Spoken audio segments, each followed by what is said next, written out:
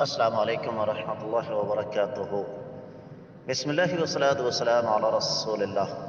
سوال آ گیا ہے کہ آوارہ کتوں نے ایک آدمی کے جانوروں کا کافی نقصان کیا ہے، کیا ان کو تلف کیا جا سکتا ہے؟ بالکل کیا جا سکتا ہے، لیکن ایک شرط ہے کہ ان کو اس انداز سے تلف کیا جائے کہ ان کو زیادہ تکلیف نہ ہو۔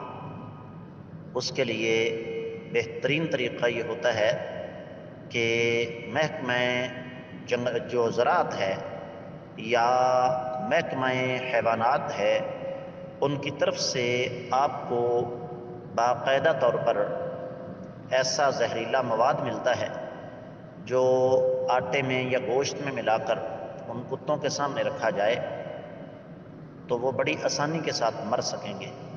ظاہر بات ہے، آج انہوں نے آپ کا نقصان کیا ہے، کل کو کسی اور کا نقصان کریں گے، تو یہ صورتحال کسی قیمت پر بھی قابل قبول نہیں ہے۔ امید ہے کہ انشاءاللہ آپ کو سمجھ آ گئی ہوگی، اور اس کی بنیادی وجہ بھی میں آپ کو بتا دوں کہ یہ موذی ہو گئے نا۔ جو جانور موذی ہو اس کو تو نماز کے دوران بھی مارنے کا حکم ہے، تو جو جانور آپ کے جانور وغیرہ کا نقصان کرتا ہے تو وہ موذی ہے، تو موذی جانور کو مارنا شرعی طور پر جائز ہے۔